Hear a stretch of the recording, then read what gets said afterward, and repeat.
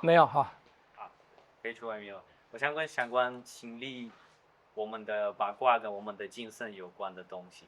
什么精神，啊？跟八卦，因为我有时候常常觉得，就是我们练八卦的人，然后就应该是很健康之类的。然后每次就是发生一些事，就是比如说，我前几天在巴黎，我不知道是不是晒太多太阳还是什么，我觉得我就是皮肤都开始很多皮疹，然后我就觉得，我每次类似的事情发生，我就觉得我们应该是练八卦的人。你算是练八卦的吗？我自己算。你自己算，我都不敢说我算是练是八卦的。那就是在运动的人。我们不能这样讲。好，那在运动的人不保证你会健康，身体会变化。身体的变化不一定是不好的。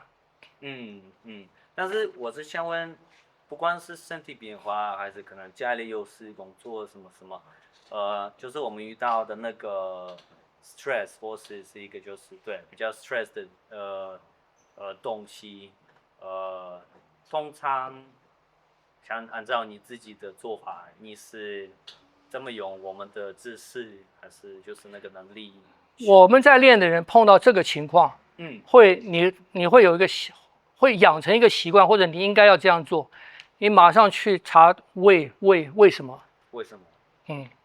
为什么？那比如说我有那个皮疹，我也不知道为什么，我也不是。你不知道是因为你没有查啊，你没有去思考啊。对。它绝对有原因的嘛。但我也可能会猜错啊。我会猜错，就是我的思考可能我会觉得。不是啊，你的思考要有逻辑性啊，你的思考要，我本来是没有皮疹的，那我从没有皮疹到有皮疹，我是做了什么，或者我吃了什么，是不是？啊，或者因为阳光吗？我照的太多吗？对。还是因为我吃，比方讲你海鲜啊，或任何东西，或者我水喝的太少啊，或水喝的太多啊，或等等。因为我们的身体是一直在变化的，很多我们在比方讲30岁以前理所当然的事情，可能到30岁以后，慢慢的它不是理所当然了，晓得吗？对。比方我们的皮肤也是一样嘛，年轻的时候你怎么碰啊都没问题啊。对啊。可是你慢慢我们皮肤会变薄，对，皮下脂肪会变少，所以很多你平常在外面晒，你看小孩子在外面那个大太阳啊，对，晒几个小时也没事啊。可是你慢慢年纪大了，你就不行了。对，其实我的那个也是因为太阳，我的那个对，然后冲浪，然后有海水，有得到那个 herpes。对，所以都要去察觉这些。我们练拳就是那个察觉力。所以老师的意思是用逻辑性的方式嘛？啊？有逻辑性的方式？什么逻辑性 ？like logic。哦，对啊，你本来就是你要找原因啊，你要找原因就是我为什么会这样子？那我从没有这样子到有这个样子，中间发生了什么事情？或者持续我发生了什么事情，到这边才产生一个这样的结果，晓得吗？而不是第一个不是去慌乱，不是慌乱，马上去找医生啊，这个医生那个医生啊，自己都还没有察觉的时候，你就乱找医生乱用药，那就把那个状况会弄得更乱，晓得吗？因为你加进去了很多你不能控制的那个因素嘛。所以你要自己要先去思考，我可能是什么原因？那我可以再继续问嘛？就是因为我的那个是还好的，但是比如说像你的师傅，比如说他到台湾，应该他的那个状态更乱吧？对。他怎么可以用我们学的东西，把它当做保持就是稳定，或是保持那个就是心不乱的那种感觉？也是他们的察觉力啊，察觉力。但是你比如说那时候他从中国到台湾，他以前有钱有那个就是有好的名，现在这里都没有，你不管怎么猜，你没办法把它拿回来。不会拿回来啊，因为练武的人最注重什么？能力。不是能力啊，你碰到敌人了啊，你第一个要注意的是什么？危险性，你 focus 在现在你不会碰到敌人，别人要打你了，你去想，哎呀，我跟他什么关系啊？他为什么要打我啊？我是不是跟他爸爸怎么样？哪个人？你想半天，你要处理的是现在啊。现在练武的人最重要的就是你处理现在，所以不要想太远。所以他们不会去不会去觉得可惜，或者去为那个东西而妨碍了现在。他们当然也会觉得可惜嘛，是不是这样子？可是我们中国人好了嘛，因为中国人这个战乱啊，这些东西太多了太多了，你知道吗？不是习惯了，就是有一个观念，就是发生了就是发生了就是把它亏天意或者一个大的局势。所以你的意思是，他的状态是，不管我现在虽然有钱，但是可能明天我什么都没了，也是有可能性的那种。可能啊，就是它发生了，它发生了。可是这个发生不是因为我曾经努力，或者我曾经没有努力，不是，它就是发生了嘛。发生了以后就要什么？就要接受。你先接受嘛，不是说八卦拳嘛？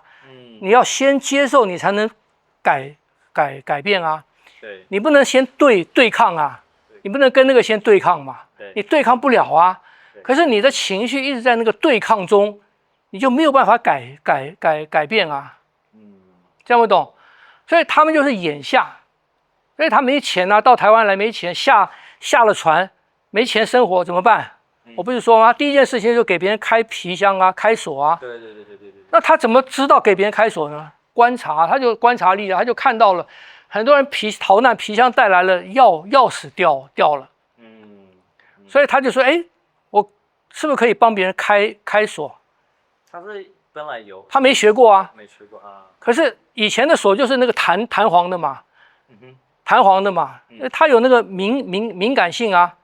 他就拿个铁丝啊或什么东西，啪啪就开，哎，就像电影那样子嘛。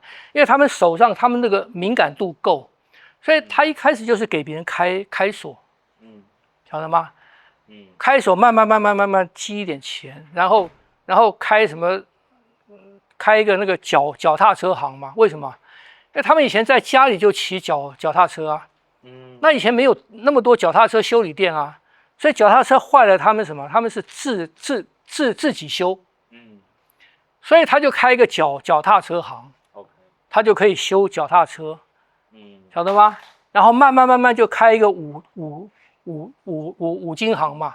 因为他们这种动手的东西，这些东西他们都很熟的嘛。所以这就是凭什么？凭观察力，凭他的凭他们的敏锐度，凭他们的感受。就是说，我到台湾来了，以前在大陆的那些报社的老板嘛，带了钱来了，找他嘛，说，哎，我们再来搞一个报社吧。他不要了，他不要。然后也不说他会练拳，也不说他是宫保田的徒弟，也不说他当过教员，什么都不讲，就是做这样的事情。什么原因？怕危险吗？对，他们感觉到那个局势不稳定，局势还是危险的。是因为他是接近就是贵族的那个？不是，是他有能力？不是，是那个时候啊，国民党来了，对于来台。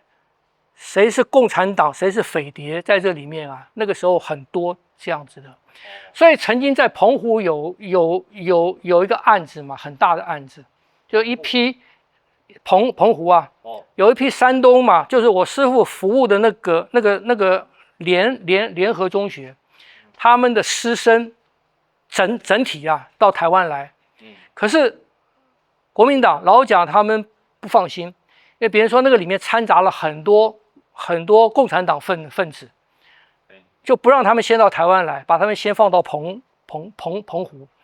那个时候有谈好，据说有谈好，就是我那个校长说我带学生来，可是你不能让我的学生去当兵，我的学生来是要读书的。好，听说答应了嘛，答应了让他先到澎湖，可是后来呢，就有要抓他们的学生去当兵。他们就反抗嘛。那个校长在当时是很有威望的，后来就产生一个抓啊，或者一些关啊，产生这样的事情。所以我师父他们这些人就对这些东西非常的敏感的，非常的敏感。他们来了动乱当中，你不知道谁是对的，谁是错的，谁是真正的好人，谁是真正的坏人。啊，不要轻易的选，不要，因为你不知道，他们深有体会。我现在也跟我的孩子讲嘛，你不要随便的介入。因为我们从看，比方有一个南怀瑾的一个秘书啊，帮他写、帮他记录很久的那个人啊，他到美国去了嘛，到美国去很久啊，然后他回大陆去找当时的他的一些同学啊、好朋友啊，大家在一起又聚啊，从聊天之中他说他们其实那个时候就已经是共产党了，他不知道。他不知道，你知道吗？你们那个时候就已经是共产党了。对啊，我师父那个时候也是啊。我不是说吗？他一觉起来，怎么旗子换了？国民党的旗帜变成共产党的旗子了嘛？他就马上去找他的朋友啊，朋友一看，共产党，以前认识的很多都其实都是共产党啊，所以他们会怕，你知道吗？根本不知道你是谁。跟俄罗斯有点像啊，跟俄罗斯的内战这时候，俄罗斯那个时候也是一样嘛，就双方嘛，敌对嘛。你真正的好朋友，到头来他可能是对方的嘛，所以在那个时代，没有信任。所以我跟你们讲嘛，从那个时代过来的那些人，他们没有真正的信任。你不要以为你讨他的好，或者你陪他会真正的信任你，不可能。所以我说，像大学生那些东西啊，搞不清楚啊，晓得吗？搞不清楚，认为他教你的、跟你讲的就是实话。教你的就是真的，跟你讲不要傻了，你不知道的，他告诉你假的，你也认为是真的。你是说相关八卦的东西吗？不是所有的。我跟你讲，不要是练武的啦，只要从那个时代过来的人，我懂了。从那个时代过来的人，他说的话没有真的。因为他们已经养成了，他不会轻易的把他真正的想法跟你讲。但是比如说你的师傅，如果你要教别人那个东西，你可能也要跟他就是用心教他吧，就是要讲真的，不是假的吧？你说我现在教是不是？没有，就是你的师傅教你的时候，他是必须要教你真的吧？那是要多少年以后啊？而且你要从他假的里面去找那个真。真的 ，OK， 知道吗？所以不会那么快，不可能啦！我不是说交大那个教授去那边混了4、5年吗？连八卦拳是什么东西的边都没摸到，可是每次去他们谈得很快乐啊。他们是不是一个？就我师父跟那个教授啊，还有教授，就是领我到我师父那边去的那个教授嘛，他到我师父那边去了4、5年嘛。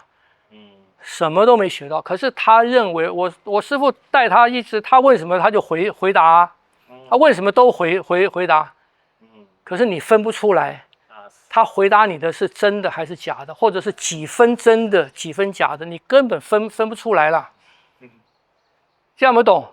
所以那个时代的人，我们现在是不了解的，我们现在是不会懂的。看不懂，所以我说我们现在是很安全的，我们是在很安全的环境中成长起来的。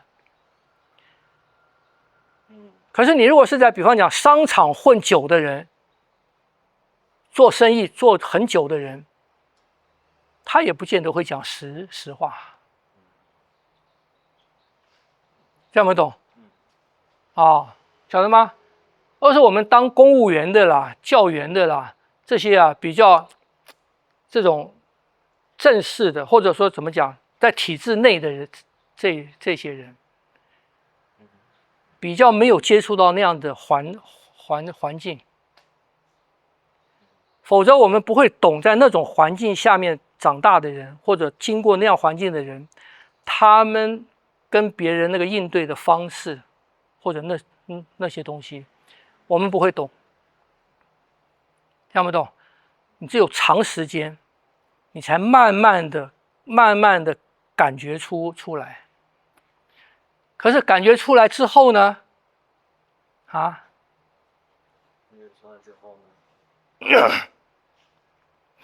你还是要学啊。你只是知道了对，他们是这样子的。那是不是他们的错？不是，那变成他们的本能了。晓得吗？就是出卖嘛。你身边的人会不会出卖我？出卖嘛。听不懂？所以他们要尽量把自己在社会里面变得很低，很低，你没什么好出卖的。这也是现在很多人讲，就是很多美国或是欧洲的那些总统，他们对普丁的态度也是有点像，就是他是一个 democracy 的总统，但是有些人说你们的对那个概念就是不对，是啊，对他的态度要像印尼的总统态度，或是那种的。不是，你要想想看，普丁是什么出身嘛？对。你要想他是怎么成长起来，他接触过的是什么，是不是？对。你才能知道他在应对一个东西，他是怎么思考的嘛？他的警觉性在哪边？对。他做一件事情会怎么做？是不是这样子？他们都是这样子起来的啊！你说大陆也是这样子啊，做一个官，他是从低层的这个斗争啊什么起来的，不像我们这边啊，什么都没搞过，一下就选了就当总统了。